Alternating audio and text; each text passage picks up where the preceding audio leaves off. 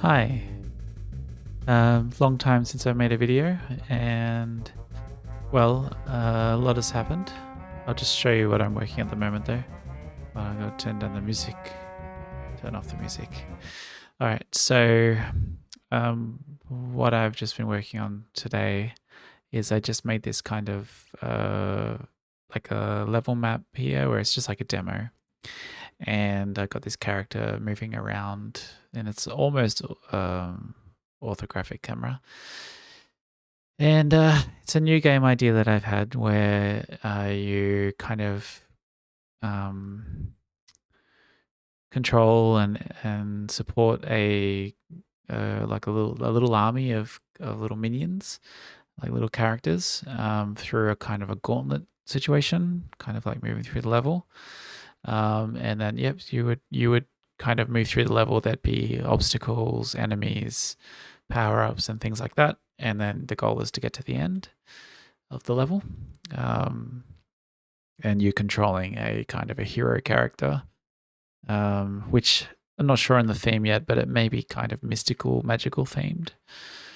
And the idea would be that these little minions always move forward, or like they just kind of a bit dumb in a way.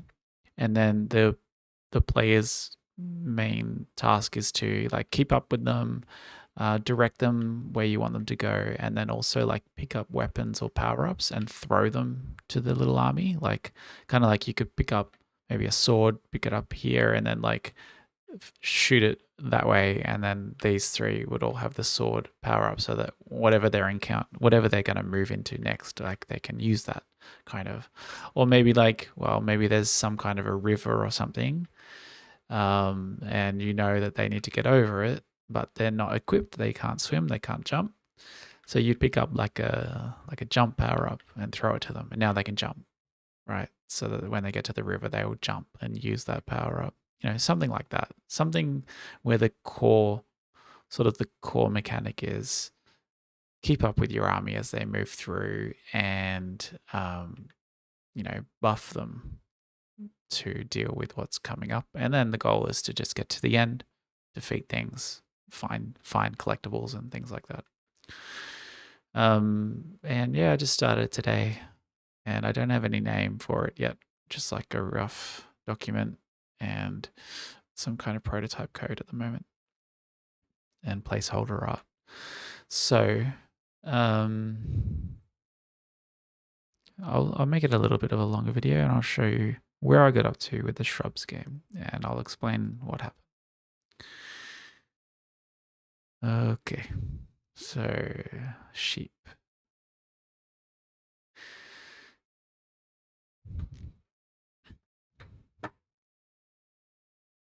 So I think my last video would have been a couple of months ago, maybe about 2 months ago. 2 months ago, yeah. And I was working on the game called Shrubs, which is a kind of a game where you control little creatures. You would take care of a flock of little creatures that can grow flowers on their back. And I was working on Unity's taking a while. I was starting to work on like figuring out what's the core mechanic, because it was just like it was worrying me, and I hadn't done prototyping for it. So I started to make the characters while I'm waiting for that to load. Let's just like open up some kind of art or something. Um, reference shrub.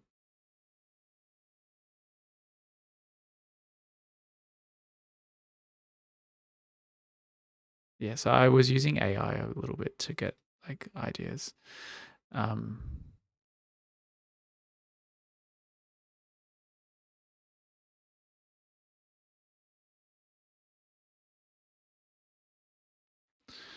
Yeah. So you would be controlling a human character, and then you would be taking care of these animals.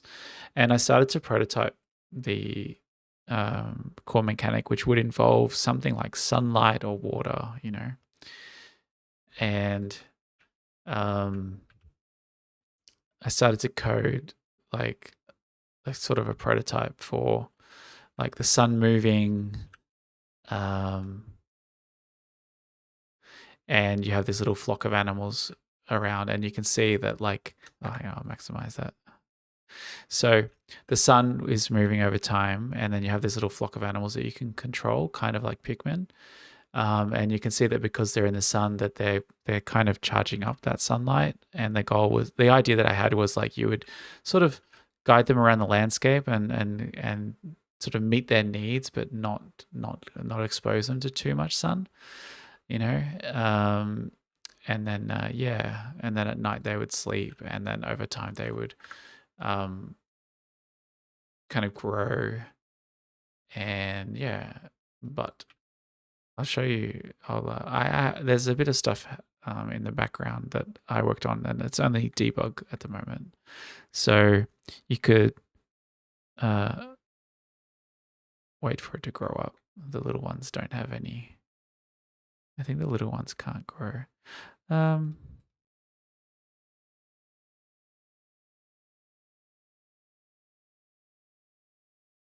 So they're all sleeping. You can see how my little prototype, they dig their heads into the ground and they're sleeping at the moment. And then when they wake up, there's a whole simulated time and stuff, kind of like Stardew Valley. I was inspired by, not that I've played it, but I was reading about how they do the time and things like that. So then when they wake up, now that they're older, they have these little patches on their back, right? And that's like a patch that can grow a shrub, like they can grow the foliage. And then I'll show you what it looked like when they grow. Like, let's get this one. And what the idea was that like you could shear them and then it would go back to having no foliage, and then like over time it would grow and grow, and then maybe it would have flowers and might grow again, and then it might get weeds, right? And then you would have to prune it and prune it and prune it and prune it, and then it still has weeds, so you have to prune it again, I think. Yeah. So that was like the idea that I had, that these are kind of like you got to take care of them, kind of, and if they're happy, then they'll grow flowers, um, and then you can shear them, and then they'll grow again. If they're happy, they'll have flowers, stuff like that. But what I was realizing is that like the just the core mechanic of that the main loop that I wanted you to do was to kind of herd them around and make sure that they have the light and water that they need. And then sort of two things happened. Was one that I got made redundant at my job, my day job, and that was a pretty big distraction for me. Like I spent a few weeks after that looking for work and going to interviews and things, and just generally demotivated and not really wanting to work on this during that time. And then another thing happened, which was there was a Steam Fest where I saw this game on the Indie Steam Fest or whatever it's called. It's called Herdling, and I played it. I played a demo, and it looks really nice. And you herd these animals through the wilderness, and I kind of looked at it and I thought, now this game looks beautiful, but the gameplay is not fun. And then I reflected on my own gameplay that I was working on, and I thought, I have the same problem. Herding animals through an environment is not that fun, to be honest. And I looked at this game and I thought, wow, that's really beautiful art. I'll never have art like that. I'm really going to have to rely on mechanics, and my mechanics aren't fun.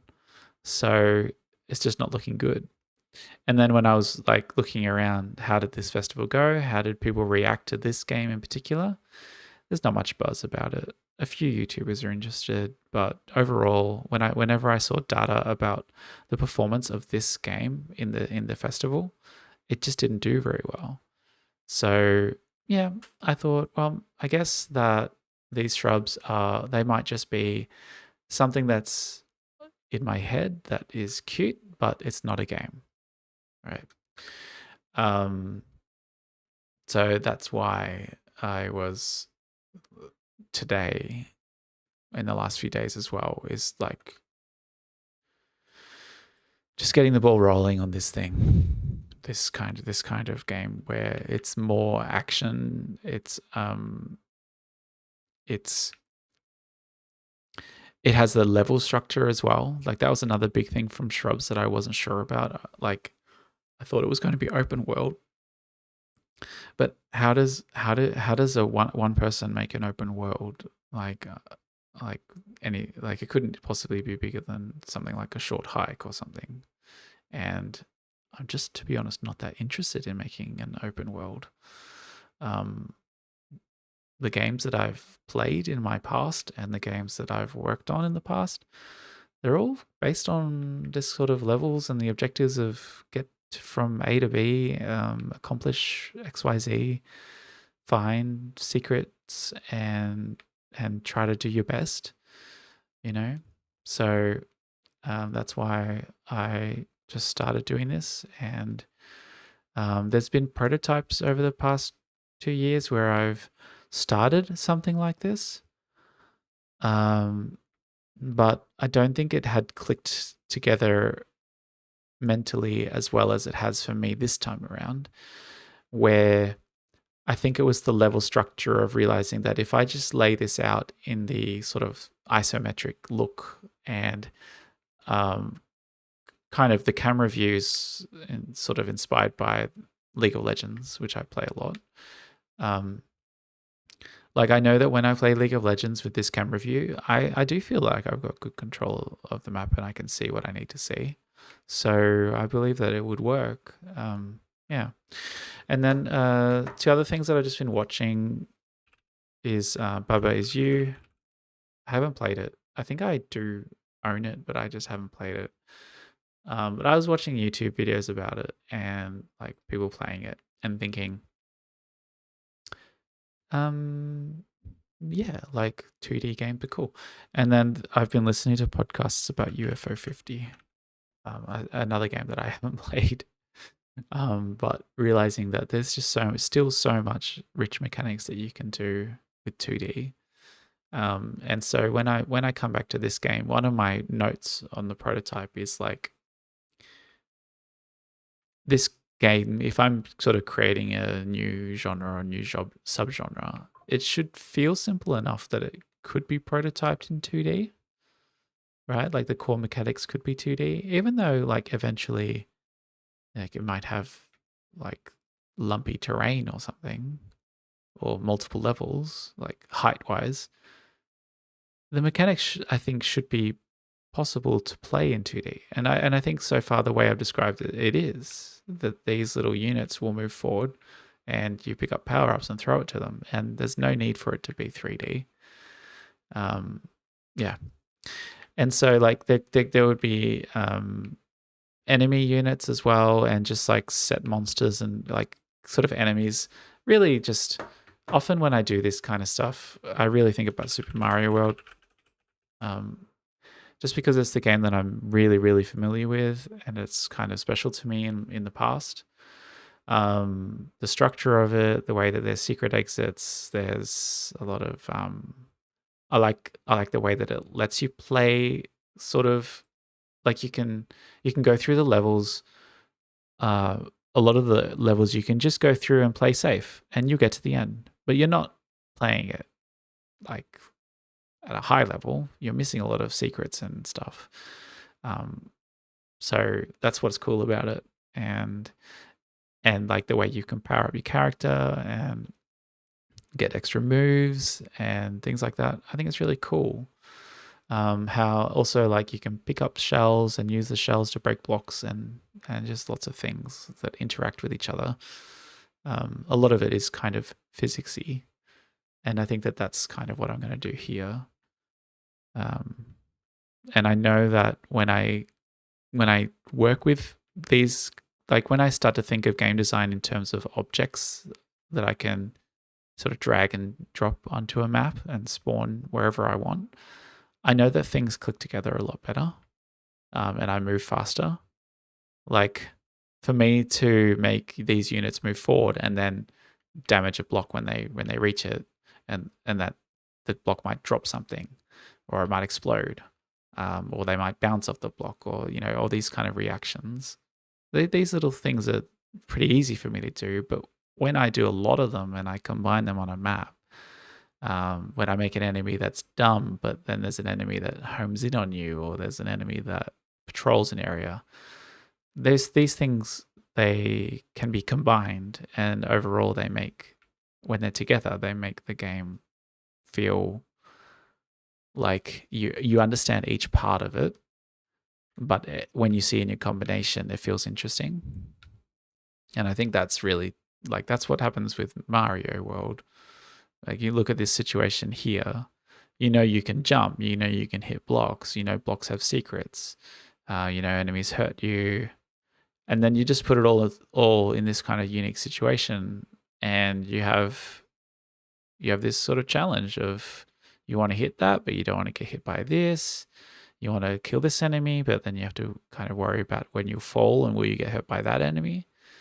You can knock that block to get a secret, but how are you going to get up there? It just, the combination of these things is interesting. So I feel like if I can develop sort of a toolkit, a little toolbox of objects and mechanics, then they can combine in really interesting ways. Yeah. And also it's good because also working on mechanic bit by bit, like I've got the structure here that you can pause and restart a level, and theoretically you can get a fail or a win condition as well. There's just nothing to trigger it right now.